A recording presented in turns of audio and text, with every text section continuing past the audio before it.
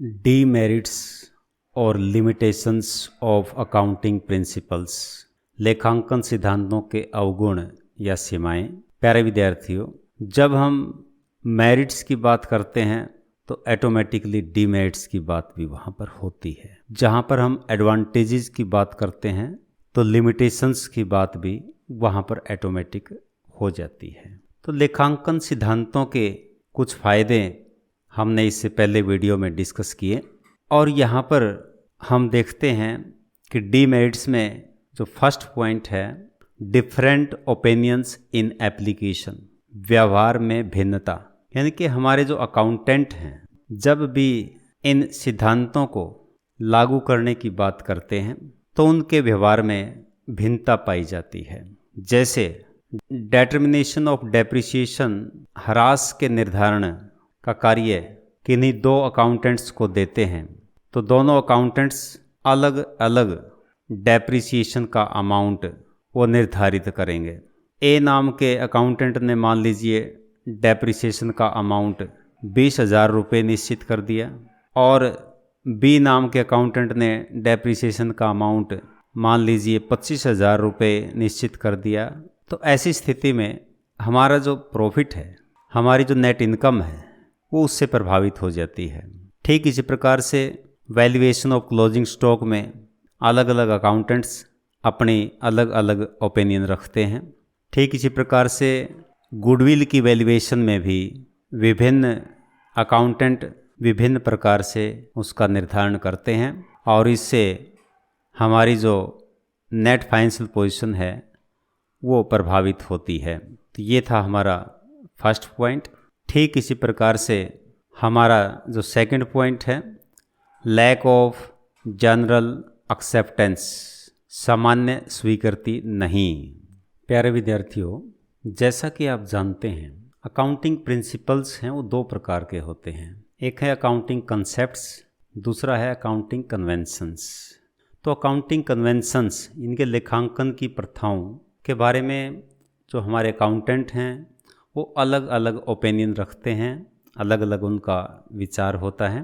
सभी कन्वेंशंस को सामान्य रूप से वो स्वीकार नहीं करते हैं।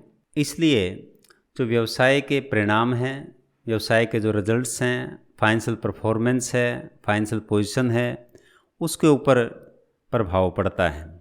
तुलनात्मक अध्ययन नहीं किया जा सकता है। ठीक इसी प्रकार से हमारा जो नेक्स्ट पॉइंट है, lack of complete set of principles, सिद्धांतों की पूर्ण सूची का अभाव। तो प्यारे विद्यार्थियों, जो अकाउंटिंग प्रिंसिपल्स हैं उनमें समय के साथ साथ परिवर्तन आता रहता है और इन प्रिंसिपल्स की जो पूर्ण सूची है, कंप्लीट एक लिस्ट कहें या कंप्लीट सेट का जो अभाव एक कमी के रूप में देखा जाता है। तो सिद्धांतों का जो विकास होता है वो अनुभव के आधार पर होता है, तर्क और आवश्यकता के आधार पर होता है। जैसी हमारी आवश्यकता होती है उसी प्रकार से उनमें परिवर्तन कर दिया जाता है। नया सिद्धांत कोई भी जुड़ जाता है या पुराने सिद्धांत में परिवर्तन कर दिया जाता है। तो ये था हमारा तीसरा पॉइंट। जो फोर्थ पॉइंट हमारा है, डिफ़िकल्ट टू अंडरस्टैंड, समझने में कठिनाई।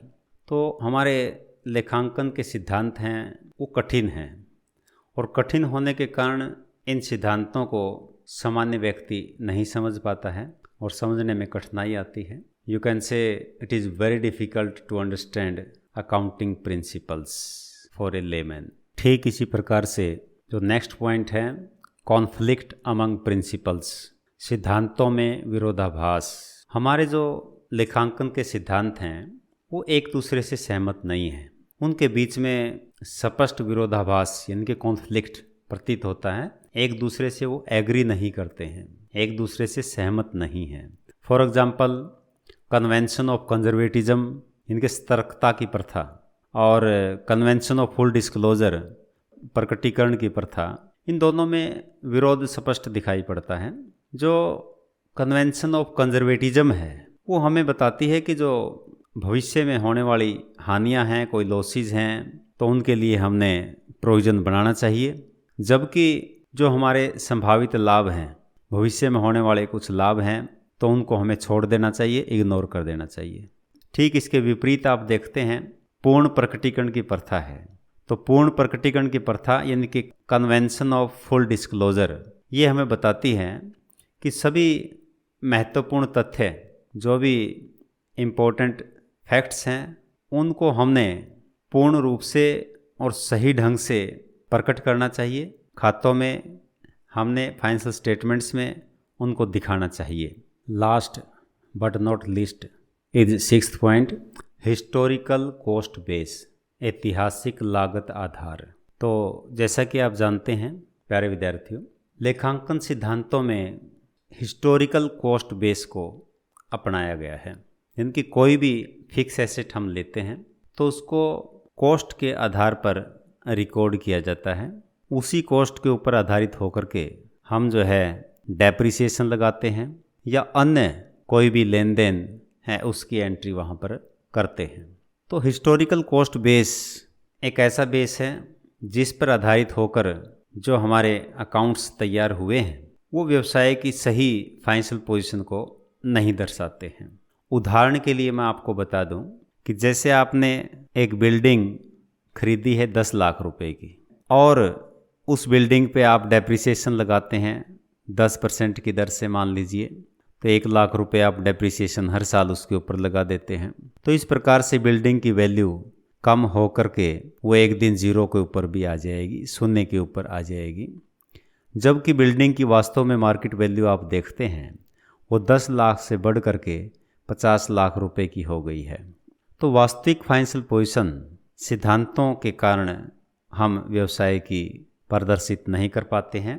यह भी एक मुख्य कमी के रूप में इसे देखा जाता है। विद्यार्थियों, इस आशा और उम्मीद के साथ कि आपने अपने आसपास सफाई का पूरा ध्यान रखा हुआ है और आज का वीडियो आपको पसंद आया है, इसे लाइक करें, शेयर करें, सब्सक्राइब करें, अपने मित्र दोस्तों में इसको चर्चा करें ताकि ज़्यादा से ज़्यादा विद्यार्थियों को इसका लाभ मिल सके। धन्यवाद। जय Hind. Have a nice day.